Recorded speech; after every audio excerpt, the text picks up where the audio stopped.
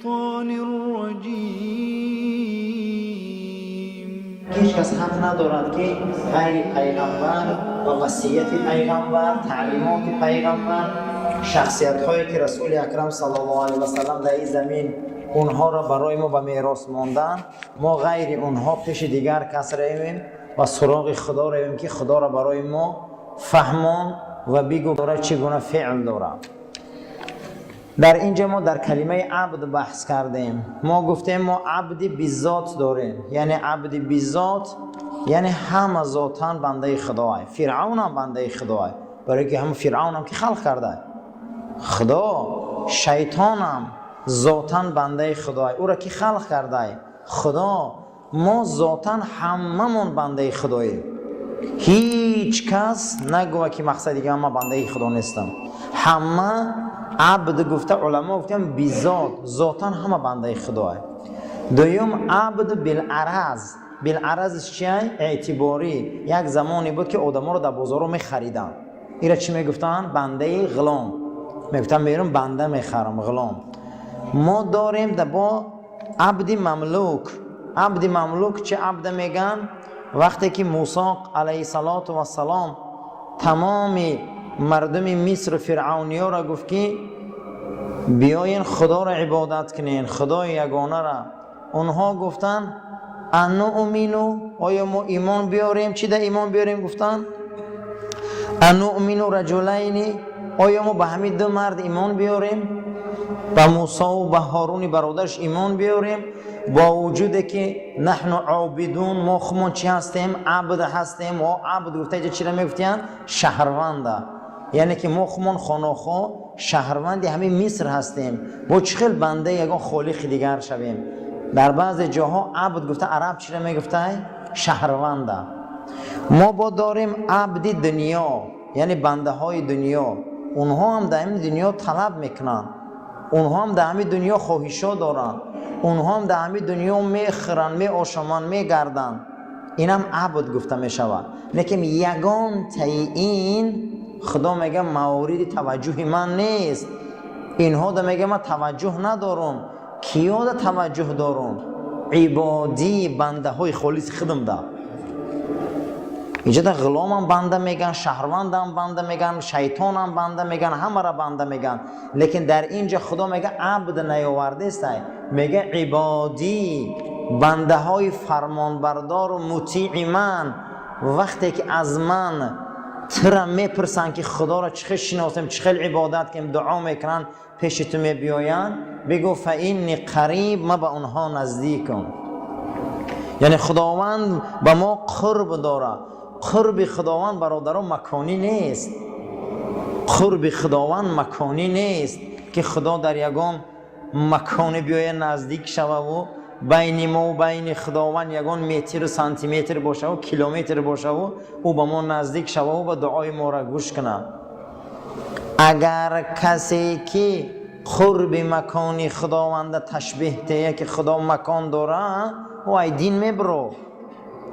برای اون که خدا مکان نداره. خداوند خلق کننده مکانه، مکان خدا خلق کرده. اگر ما گوییم که خدا مکان خلق کرده و خودش در مکان ایستاده، معلوم میشه که خدا محتاج بوده. همین مسئله ها بسیار میخیزه که خدا در عرشه و در کرسی. خدا خلق کننده مکانه، عقیده درست نمیه. خدا خلق کننده مکانه، برای مکان خودش محتاج بوده. وقتی برای مکان خودش که خودش محتاج که باشه، معلومه که خدا هم به دیگر جا مصلحت گوش میکنه. ای دیگر جا که مصلحت که گوش که کرد، معلوم شده که خدا بودنش زیر سوال میروه.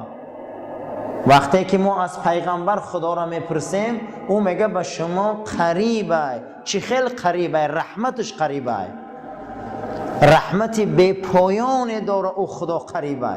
ما او را گفتن نمیتونه که مکانی وای قریبه، ما گفتن نمیتونه که وای یگان مکان میبیام میسته. نه، او تحیز داره.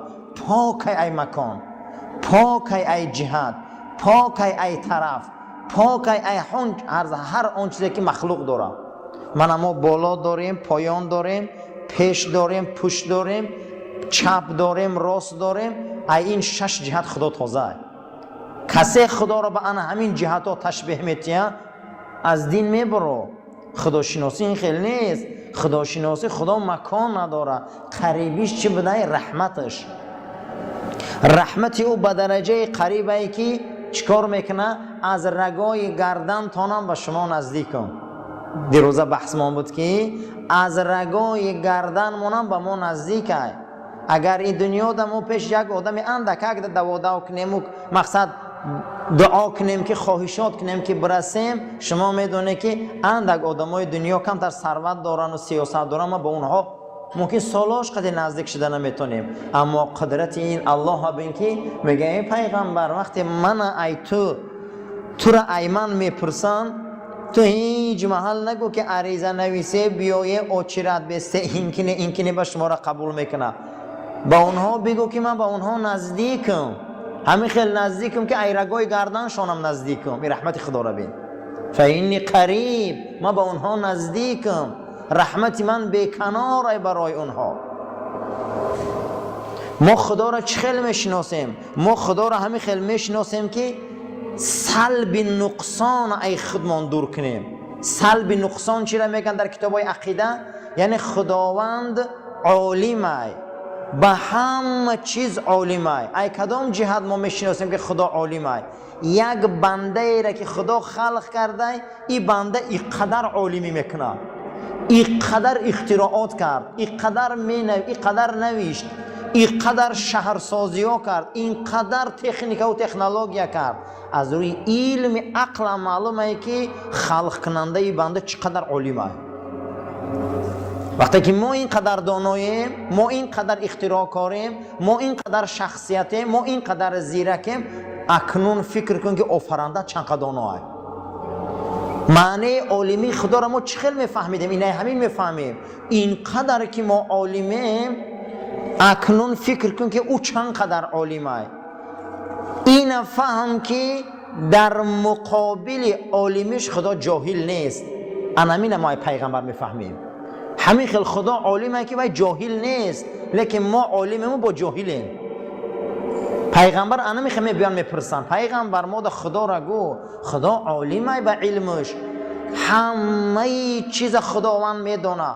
حالی ما دعا نکرده، درود نکرده، دست نبرداشته، خواهش نکرده، طلب نکرده، او میدونه. انا میخوام باید خدا را شناسیم. در مقابل انمی خدا جهل نداره.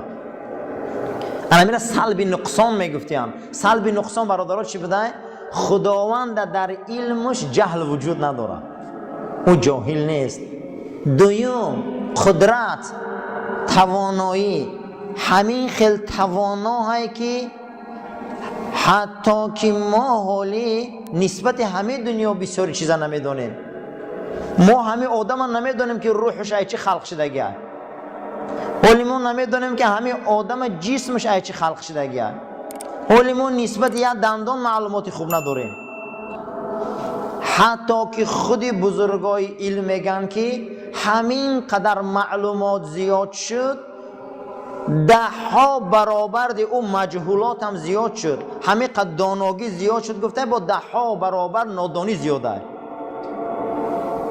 وقتی که ما اگر همین سرته میگن چی با در زمین میرسن، میگن برای اینکه قوه جاذبه. چی میگن؟ قوه جاذبه. میگن که این نشانته. ولی ما یک قوه جاذبه را دیدن نمیتونیم. ولی سلسله بحث من درباره سوالات به فضل الله با دوام داره که پیغمبر ما چخیلی خدا را نشان میتیه. صفاتون راست گیره، تلفناتون خاموش کنین، آماده به نماز باشین.